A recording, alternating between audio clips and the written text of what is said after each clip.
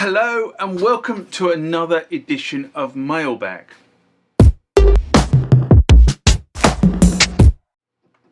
What is Mailbag? Well, Mailbag is a feature of the channel where you guys leave lots of comments on the channel and I attempt to answer those comments, or if I can't answer those comments, I throw it out to you guys who have more knowledge on some of this stuff than I do. So let's get into the first mailbag of this session. Remember, like, comment, subscribe to the channel.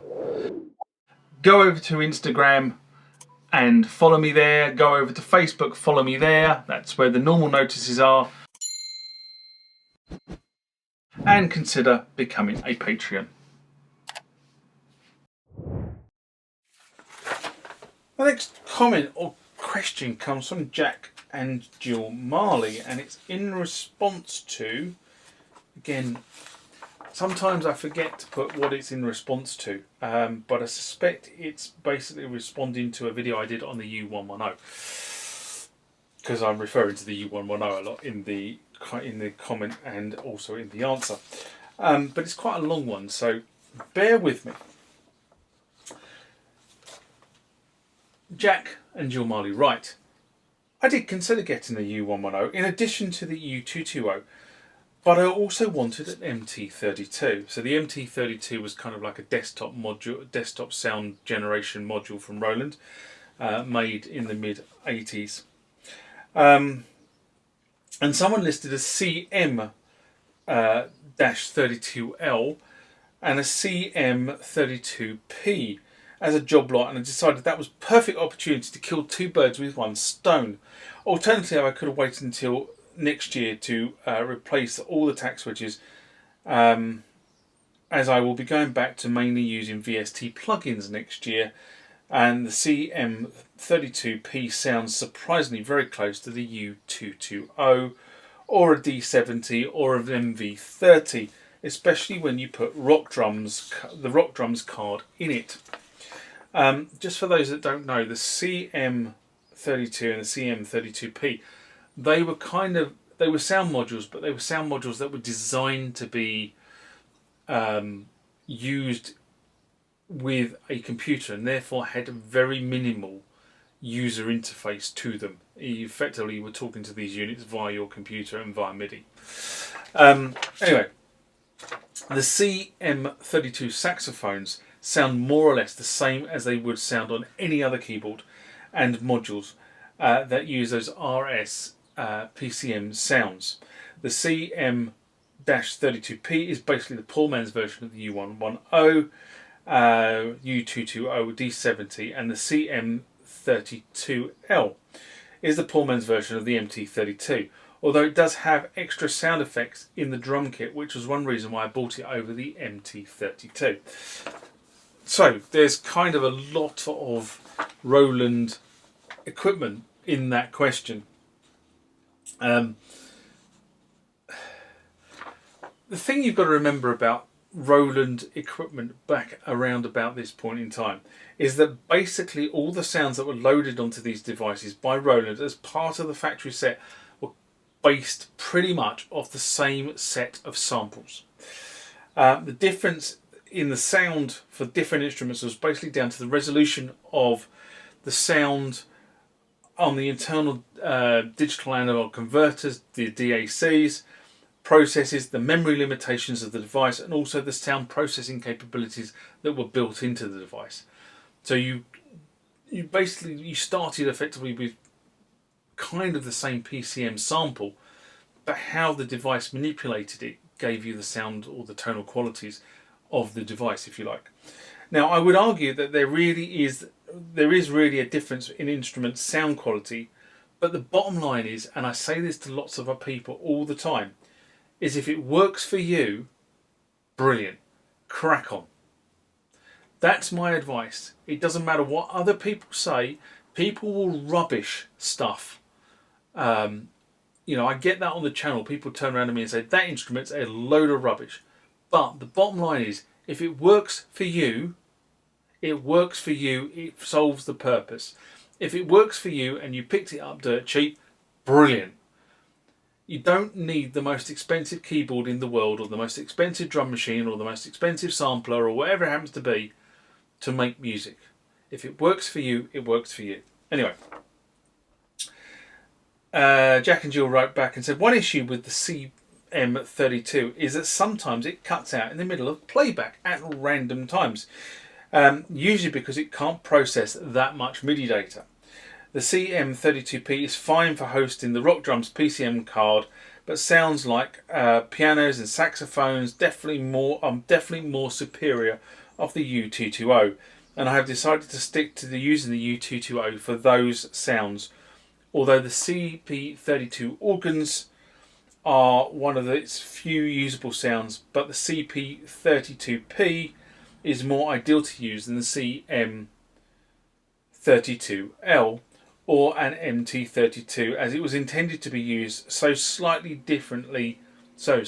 lo-fi sounds goes better with the LA synthesis. That was really quite a wordy sentence. The difference in sound quality between the U-110 and the U-220 is small, but it's easy to clean up any static noises using a simple EQ. The only reason I chose the U-220 over the U-110 is because it has more internal sounds, including a few sample sounds from the D50 like Fantasia, although in 2019 I did consider buying a U-110 and an EMU Proteus 1 Plus orchestral. If I did get the U-110, it would still have been Fantasia with the synthesizer PCM card, but I don't need that card because the U-220 has all the sounds as part of its internal ROM, as well as the guitar and keyboard ROM sounds.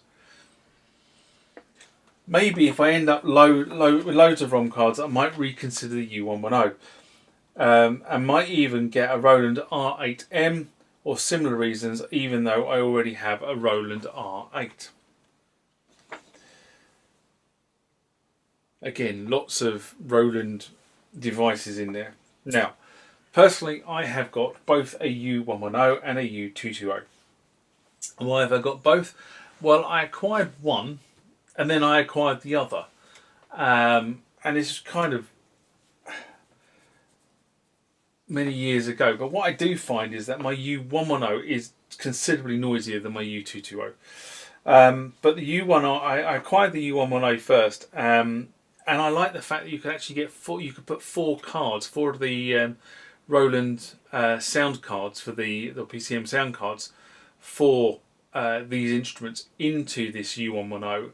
So effectively, you're I don't want to say you quadrupled, because you didn't quadruple the sound banks, because not all the sound cards have 100 sounds on them, but you effectively diversified the sounds from the internal 110 with the addition of the four cards.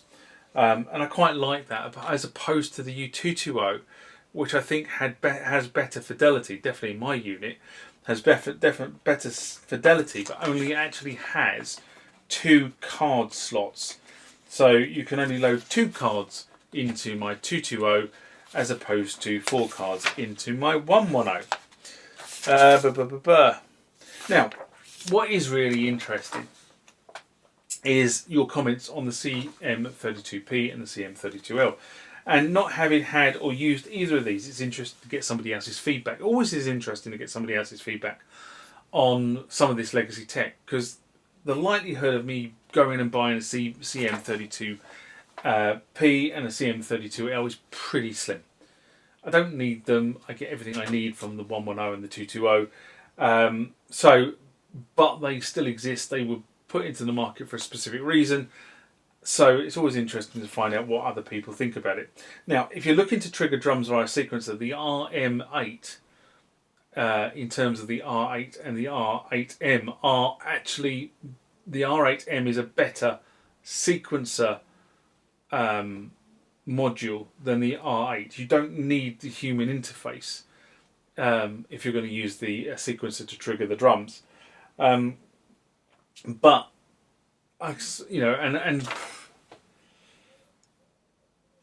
but you could do more with the R8, is probably what I'm saying. So the R8M is really a slave. You write your rhythm patterns, you write your your drum style, your characteristics, all that sort of stuff into your sequencer data, and you fire it at the R8, it will reproduce it. The R8 as a unit itself, you're hitting the pads to create the patterns, which you can then put to a sequencer that then can trigger the R8M. But you know, why would you have both? Although having said that, I have both.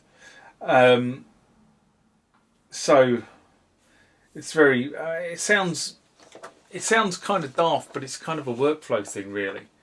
Why you would use one over the other? So one in one scenario, one in the other. Although you probably wouldn't use both together. Although I do.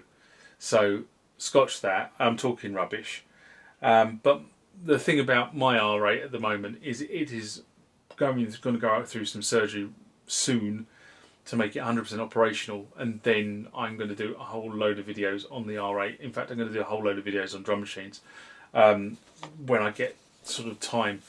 It's been really cold out here since Christmas, so I've done very, very little out in the workshop and videoing like this as well. So just watch the channel.